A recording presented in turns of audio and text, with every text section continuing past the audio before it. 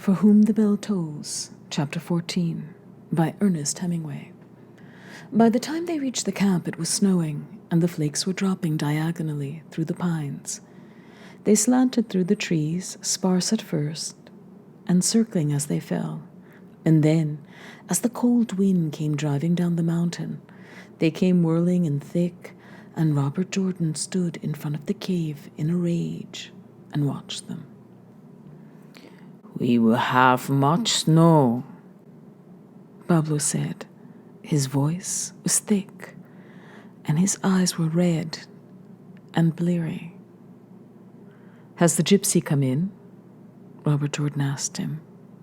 "No," Pablo said. "neither him nor the old man." "Will you come with me to the upper post on the road?" "No," Pablo said. "I would take no part in this. "I will find it myself." In this storm you might miss it," Pablo said. "I would not go now." "It's just downhill to the road, and then follow it up." "You could find it, but 2 sentries will be coming up now with the snow, and you would miss them on the way." "The old man is waiting for me." "Nay, he will come in now with the snow." Pablo looked at the snow that was blowing fast now, past the mouth of the cave, and said, "You do not like the snow, Ingles?" Robert Jordan swore, and Pablo looked at him through his bleary eyes and laughed. "With this thy offensive goes, Ingles," he said. "Come into the cave, and thy people will be in directly." Inside the cave, Maria was busy at the fire, and Pilar at the kitchen table. The fire was smoking, but as the girl worked with it, poking in a stick of wood and then fanning it with a folded paper, there was a puff and then a flare, and the wood was burning, drawing brightly as the wind sucked the draft out of the hole in the roof. "And this snow," Robert Jordan said, "you think there will be much?" "Much?" Pablo said contentedly, then called to Pilar. "You don't like the snow, woman, either? Now that you command, you do not like this snow?" "A mí qué?" Pilar said over her shoulder. "If it snows, it snows." "Drink some wine, Ingles," Pablo said. "I have been drinking all day waiting for the snow." "Give me a cup," Robert Jordan said. "To the snow," Pablo said, and touched cups with him. Robert Jordan looked him in the eyes and clinked his cup. "You bleary-eyed murderous sod," he thought. "I'd like to clink this cup against your teeth." "Take it easy," he told himself. "Take it easy." "It is very beautiful, the snow," Pablo said. "You don't want to sleep outside with the snow falling?" "So that's on your mind too, is it?" Robert Jordan thought. "You've a lot of troubles, haven't you, Pablo?" "No," he said politely. "No, very cold," Pablo said. "Very wet." "You don't know why those old eiderdowns cost $65, Robert Jordan thought. "I'd like to have $1 for every time I've slept in that thing in the snow." "Then I should sleep in here?" he asked politely. "Yes." "Thanks," Robert Jordan said. "I'll be sleeping outside." "In the snow?" "Yes." "Damn your bloody red pig eyes and your swine bristly swine's end of a face." "In the snow. In the utterly damned, ruinous, unexpected, sludding, defeat conniving bastard cessery of the snow." He went over to where Maria had just put another piece of pine on the fire. "Very beautiful, the snow," he said to the girl. "But it is bad for the work, isn't it?" she asked him. "Aren't you worried?" "Que va," he said. "Worrying is no good. When will supper be ready?" "I thought you would have an appetite," Pilar said. Do you want a cut of cheese now? Thanks, he said, and she cut him a slice, reaching up to unhook the big cheese that hung in a net from the ceiling, drawing a knife across the open end and handing him the heavy slice. He stood eating it. It was just a little too goaty to be enjoyable. Maria, Pablo said from the table where he was sitting. What?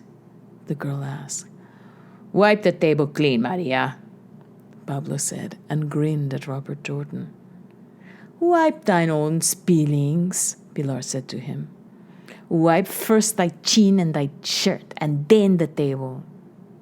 Maria, Pablo called. Pay no heed to him, he is drunk, Pilar said. Maria, Pablo called. It is still snowing, and the snow is beautiful.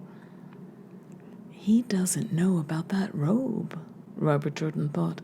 Good old Pig Eyes doesn't know why I paid the Woods boy $65 for that robe. I wish the gypsy would come in, though. As soon as the gypsy comes, I'll go after the old man. I should go now, but it is very possible that I would miss them. I don't know where he is posted. Want to make snowballs? He said to Pablo. Want to have a snowball fight? What? Pablo asked. What do you propose? Nothing, Robert Jordan said. Got your saddles covered up good? Yes. Then in English, Robert Jordan said, going to grain those horses or peg them out and let them dig for it? What? Nothing. It's your problem, old pal. I'm going out of here on my feet. Why do you speak in English? Pablo asked. I don't know, Robert Jordan said. When I get very tired, sometimes I speak English, or when I get very disgusted or baffled, say. When I get highly baffled, I just talk English to hear the sound of it. It's a reassuring noise. You ought to try it sometime. What do you say, English? Pilar says. It sounds very interesting, but I do not understand. Nothing, Robert Jordan said. I said nothing in English. Well then, talk Spanish, Pilar said. It is shorter and simpler in Spanish. Surely, Robert Jordan said, but oh boy, he thought, oh Pablo, oh Pilar, oh Maria, oh you two brothers in the corner whose names I've forgotten and must remember, but I get tired of it sometimes. Of it, and of you, and of me, and of the war, and why, and oh, why did it have to snow now? That's too bloody much. No, it's not. Nothing is too bloody much. You just have to take it and fight out of it, and now stop prima donnaing and accept the fact that it is snowing as you did a moment ago. And the next thing is to check with your gypsy and pick up your old man. But to snow now in this month. Cut it out, he said to himself. Cut it out and take it. It's that cup, you know. How did it go about, that cup? He'd either have to improve his memory or else never think of quotations, because when you missed one, it hung in your mind like a name you had forgotten, and you could not get rid of it. How did it go about that cup? Let me have a cup of wine, please, he said in Spanish. Then, lots of snow, eh? He said to Pablo. Mucha nieve. The drunken man looked up at him and grinned. He nodded his head and grinned again. No offensive, no aviones, no bridge, just snow, Pablo said. You expect it to last a long time? Robert Jordan sat down by him. You think we're going to be snowed in all summer, Pablo, old boy? All summer, no, Pablo said. Tonight and tomorrow, yes. What makes you think so?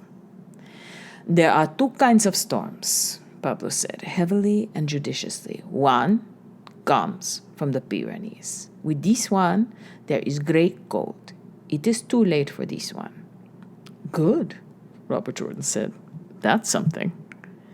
This storm comes from Cantabrico, Pablo said. It comes from the sea. With the wind in this direction, there will be a great storm and much snow. "Where did you learn all this, old-timer?" Robert Jordan asked. Now that his rage was gone, he was excited by this storm, as he was always by all storms. In a blizzard, a gale, a sudden line squall, a tropical storm, or a summer thunder shower in the mountains, there was an excitement that came to him from no other thing. It was like the excitement of battle, except that it was clean. There is a wind that blows through the battle, but that was a hot wind, hot and dry as your mouth, and it blew heavily, hot and dirtily, and it rose and died away with the fortunes of the day. He knew that wind well. But a snowstorm was the opposite of all that. In the snowstorm, you came close to wild animals, and they were not afraid. They traveled across country not knowing where they were, and the deer stood sometimes in the lee of the cabin. In a snowstorm, you rode up to a moose, and he mistook your horse for another moose and trotted forward to meet you. In a snowstorm, it always seemed for a time as though there were no enemies. In a snowstorm, the wind could blow a gale, but it blew a white cleanness, and the air was full of a driving whiteness, and all things were changed. And when the wind stopped, there would be the stillness. This was a big storm, and he might as well enjoy it. It was ruining everything, but you might as well enjoy it. I was an arroyero for many years, Pablo said. We trucked freight across the mountains with the big carts before the camions came into use. In that business, we learned the weather. How did you get into the movement? I was always of the left, Pablo said. We had many contacts with the people of Asturias, where they are much developed politically. I have always been for the Republic. But what were you doing before the movement? I worked then for a horse contractor of Zaragoza. He furnished horses for the bull rings as well as remounts for the army. It was then that I met Pilar, who, as she told you, was with the matador Finito de Palencia. He said this with considerable pride. He wasn't much of a matador, one of the brothers at the table said, looking at Pilar's back where she stood in front of the stove. No, Pilar said, turning around and looking at the man. He wasn't much of a matador. Standing there now, in the cave by the cooking fire, she could see him, short and brown and sober-faced, with the sad eyes, the cheeks sunken, and the black hair curled wet on his forehead, where the tight-fitting matador's hat had made a red line that no one else noticed.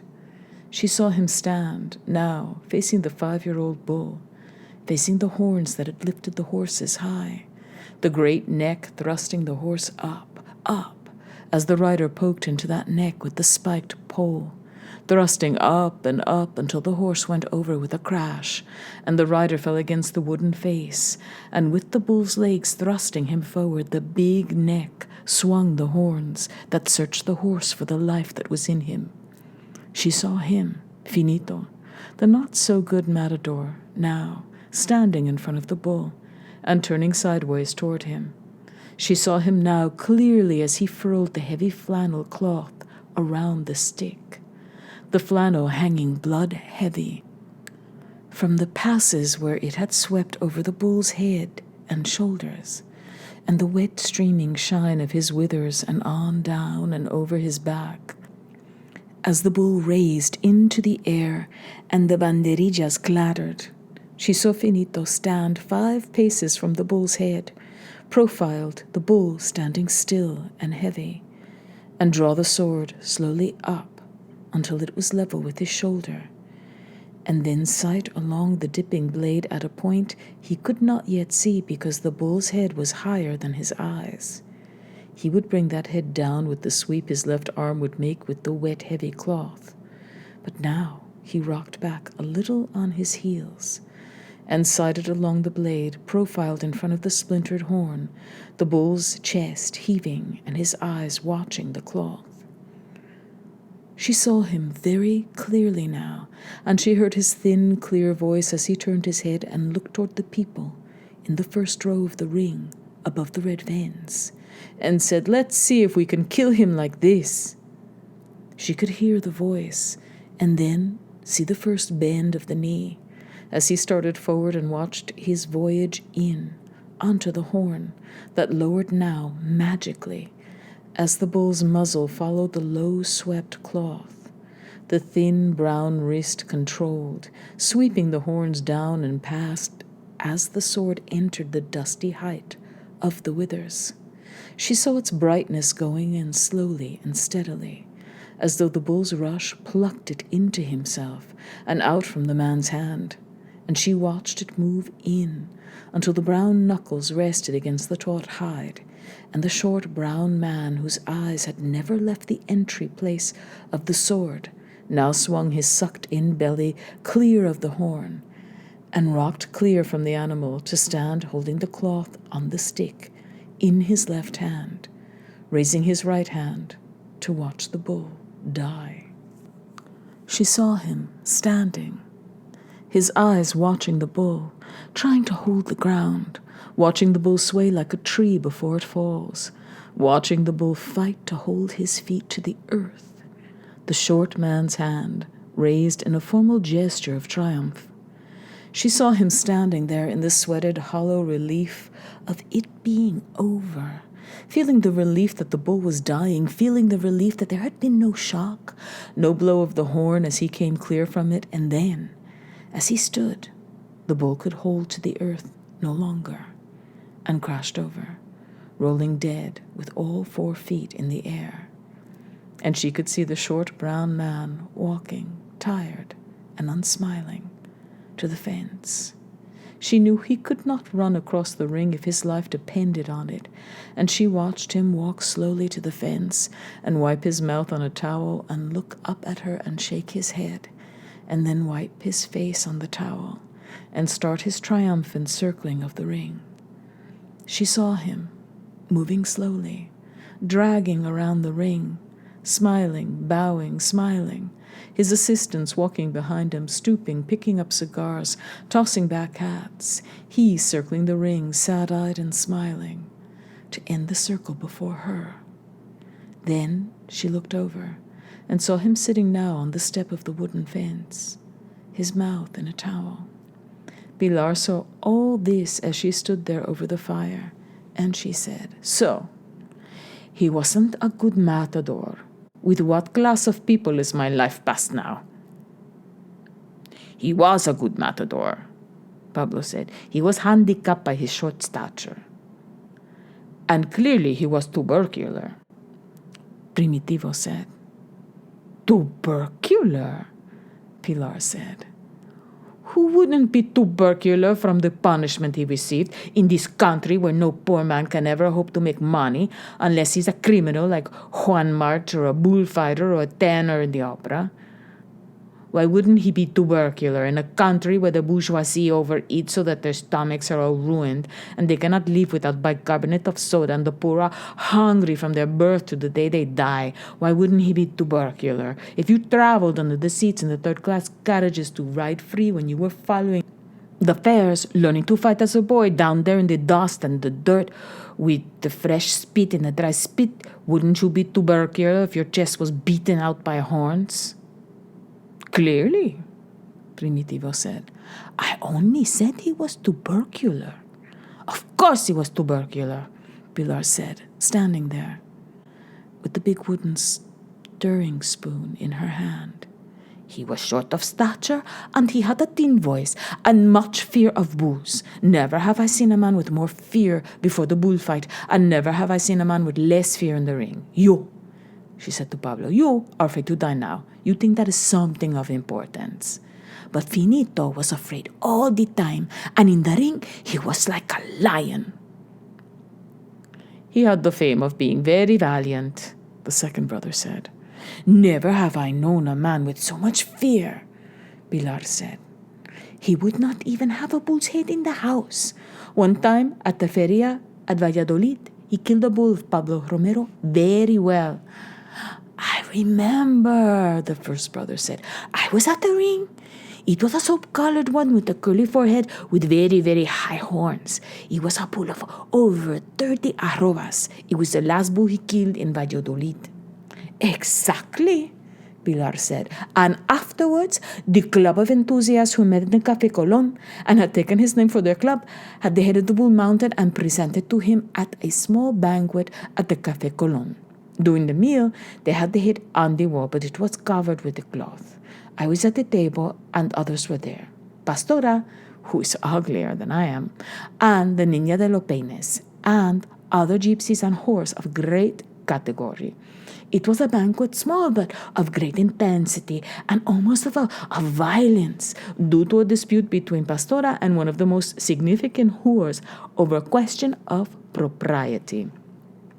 I myself was feeling more than happy, and I was sitting by Finito, and I noticed he would not look up at the bull's head, which was shrouded in a purple cloth, as the images of the saints are covered in church during the week of the Passion of our former Lord.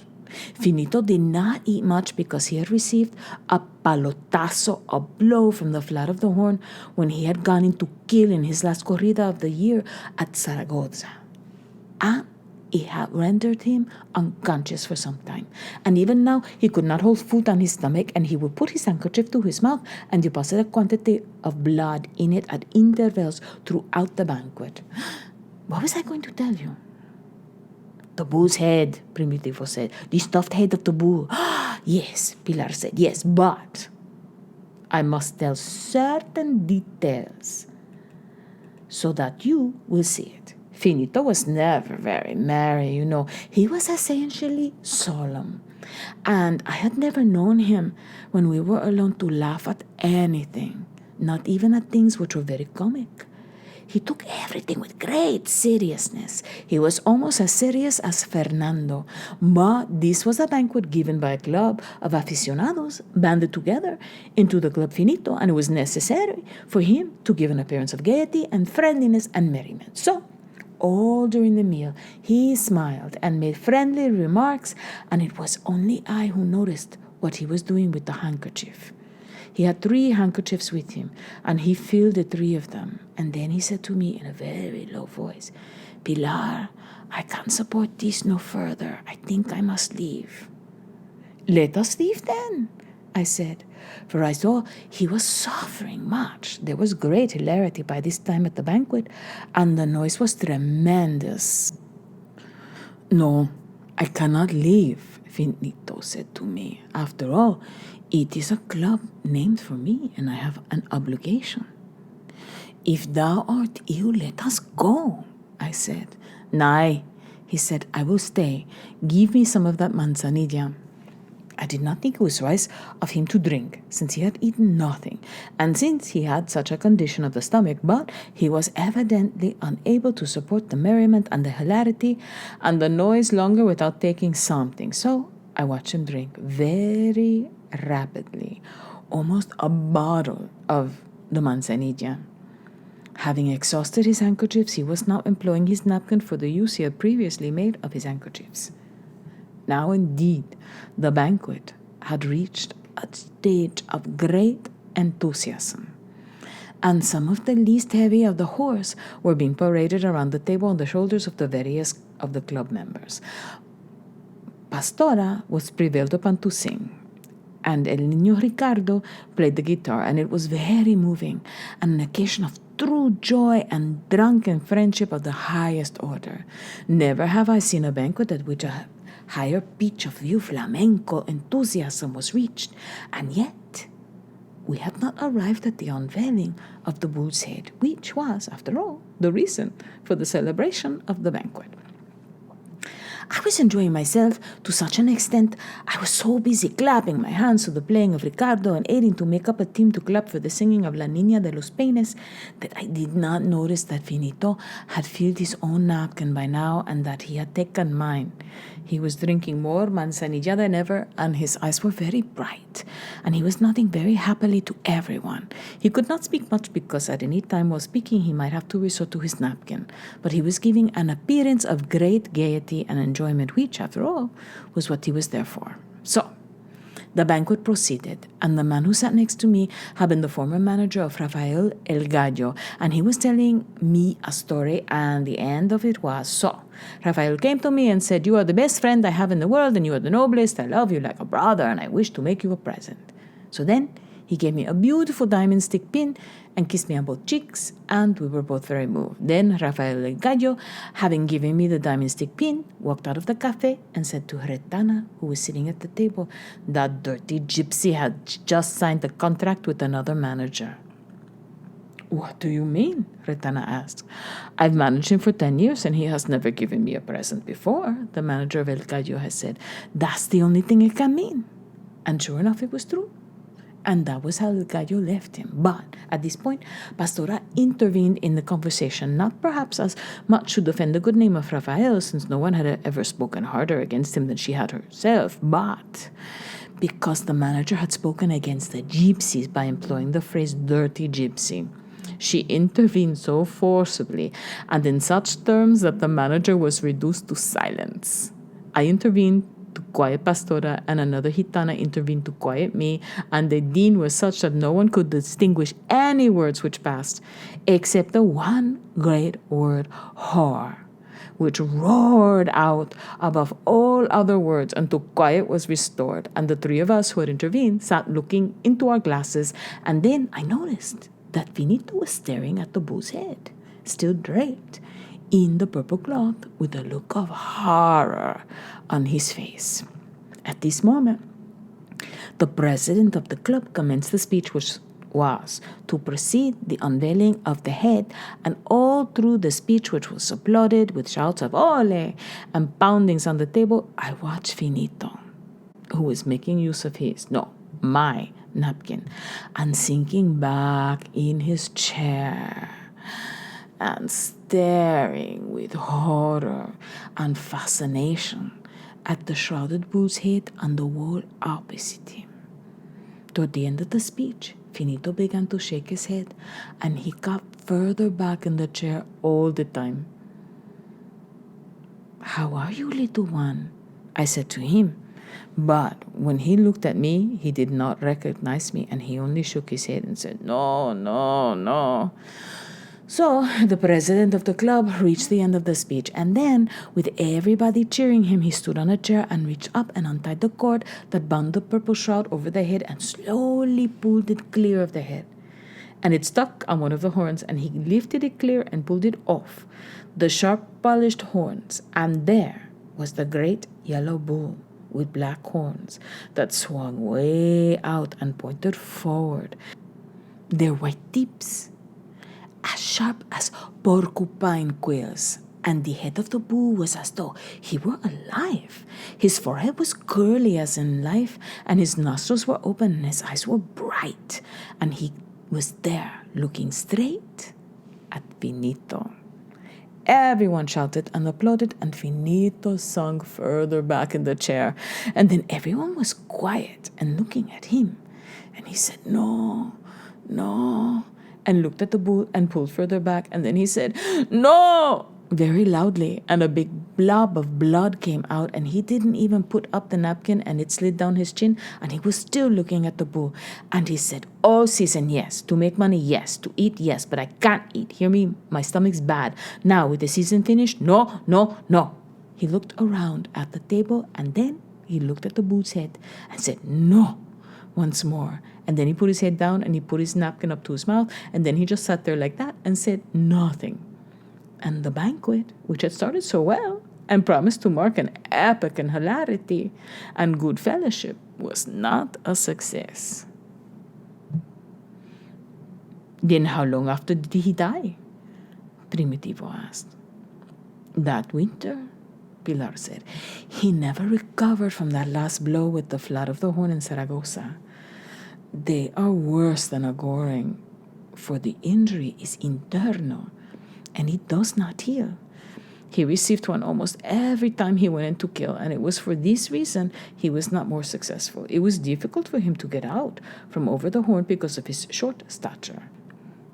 Nearly always the side of the horn struck him, but of course many were only glancing blows. If he was so short, he should not have tried to be a matador," Primitivo said. Pilar looked at Robert Jordan and shook her head. Then she bent over the big iron pot, still shaking her head. "What a people they are, she thought. What a people are the Spaniards. And if he was so short, he should not have tried to be a matador. And I hear it and say nothing. I have no rage for that, and I have made an explanation. I am silent. How simple it is when he knows nothing. Que sencillo.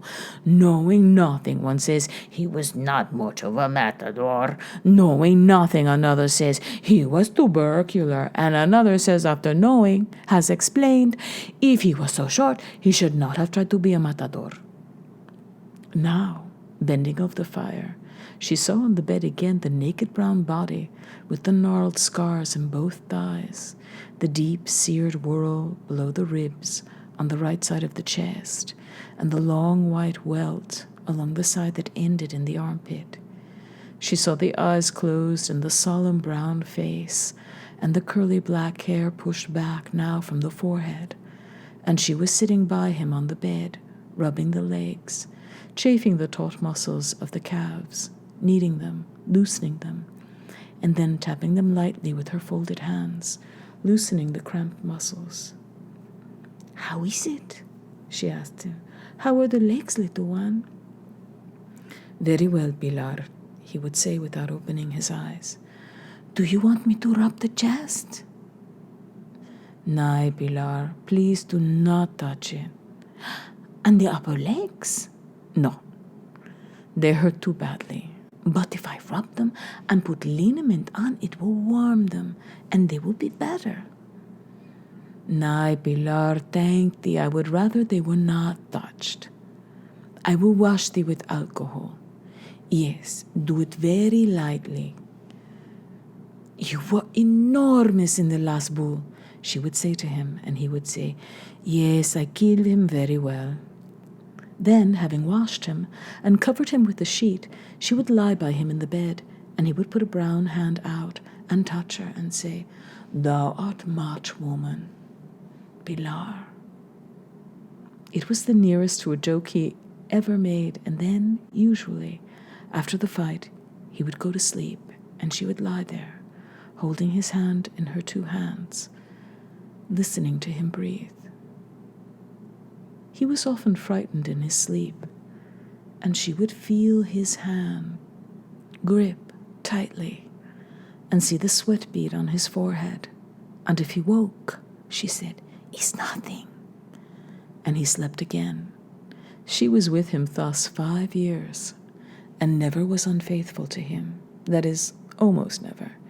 And then, after the funeral, she took up with Pablo, who led picador horses in the ring and was like all the bulls that Finito had spent his life killing. But neither bull force nor bull courage lasted, she knew now. And what did last? I last, she thought. Yes, I lasted. But for what? "Maria," she said, "pay some attention to what you are doing. That is a fire to cook with, not to burn down a city." Just then, the gypsy came in the door. He was covered with snow, and he stood there holding his carbine and stamping the snow from his feet. Robert Jordan stood up and went over to the door. "Well?" he said to the gypsy. 6-hour watches, 2 men at a time on the big bridge," the gypsy said. "There are 8 men, and the corporal at the roadmender's hut. Here's the chronometer." "What about the sawmill post?" "The old man is there. He can watch that and the road both." "And the road?" Robert Jordan asked. "The same as always," the gypsy said. "Nothing out of the usual. Several motor cars." The gypsy looked cold. His dark face was drawn with the cold, and his hands were red. Standing in the mouth of the cave, he took off his jacket and shook it. "I stayed until they changed the watch," he said. "It was changed at noon and at 6. That is a long watch. I'm glad I am not in their army." "Let us go for the old man," Robert Jordan said, putting on his leather coat. "Not me," the gypsy said. "I go now for the fire and the hot soup. I will tell one of these where he is, and he can guide you. Hey, loafers," he called to the men who sat at the table. "Who wants to guide the Ingles to where the old man is watching the road?" I will go. Fernando rose. Tell me where it is. Listen, the gypsy said. It is here. And he told them where the old man, Anselmo, was posted.